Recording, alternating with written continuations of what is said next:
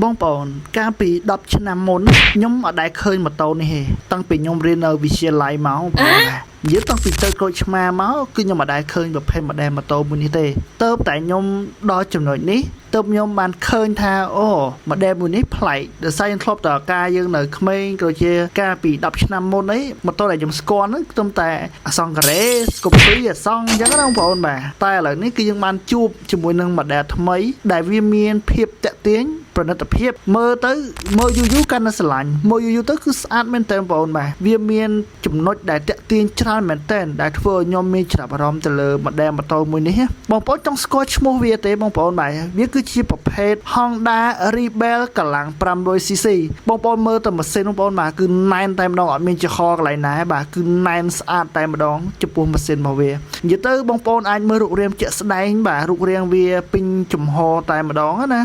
មើលទៅវាមិនធំណាស់ណាទេវាមកសមល្មមហើយម៉ូដែលនេះយើងជិះទៅអត់ចុកខ្នងចុកចកេះឈឺខ្នងឈឺចកេះទេបងប្អូនបាទដោយសារតែដៃរបស់វាខ្ពស់ហើយកែបរបស់វាទាបឯងអញ្ចឹងពេលដែលយើងអង្គុយគឺថ្នឹកតែម្ដងអង្គុយទៅគឺស្រួលតែម្ដងមិនថាដែលយើងជិះផ្លូវចិត្តឬក៏យើងជិះផ្លូវឆ្ងាយបងប្អូនបាទគឺជិះស្រួលហើយកម្លាំងវាក៏ធំដែរកម្លាំងវា 500cc បងប្អូនបាទអញ្ចឹងយើងជិះមកស្រួលតែម្ដងបងប្អូនបាទសំណួរសួរថាតើវាអាសាធ្វើទុកមានបញ្ហាអីអត់និយាយទៅបងប្អូនបាទសម្រាប់ Honda Rebel នេះខ្ញុំហ៊ាននិយាយថាម៉ូតូនេះគឺល្អខ្លាំងមែនតើតាក់ទងនឹងម៉ាស៊ីនរបស់វាគឺតាន់តែម្ដងបើតាក់ទងជាងប្រព័ន្ធភ្លើងរបស់វាអត់ញ៉ៃញ៉ៃបងប្អូនបាទហើយក៏អត់ងាយធ្វើទុកដែរនិយាយទៅ Honda Rebel នេះគឺល្អបំផុតជាពិសេសបងប្អូនម៉ូតូជប៉ុនណាបងប្អូនបាទគេជិះនៅក្នុងស្រុកខ្មែរបងប្អូនមាន02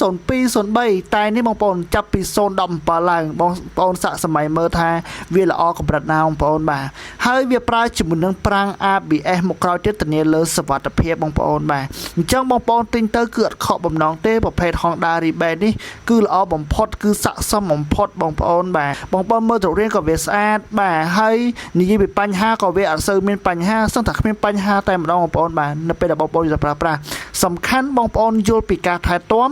បងប្អូនយល់ពីការប្រើប្រាស់បាទសម្រាប់ហាលម៉ូតូ PP Rider គឺតែងតែប្រាប់បងប្អូនទាក់ទងទៅនឹងការប្រើប្រាស់បងប្អូនបាទហើយសម្រាប់ម៉ូតូនេះបងប្អូនគឺយើងមើលថែតែប្រេងម៉ាស៊ីនសាំងហើយនឹងទឹកស្អមបងប្អូនបាទគឺយើងមានតែ3នឹងទេហើយកុងទ័ររបស់វាគឺកុងទ័រ Casio បងប្អូនបាទគឺយើងអាចមើលជាមួយនឹងសាំងបានទៀតអញ្ចឹងអត់ជាបញ្ហាទេអញ្ចឹងបងប្អូនទៅយល់ពីការថែទាំរបស់វាបងប្អូនទៅយល់ច្បាស់ពីការថែទាំទៅបងប្អូនប្រើម៉ូតូធំគឺមានបញ្ហា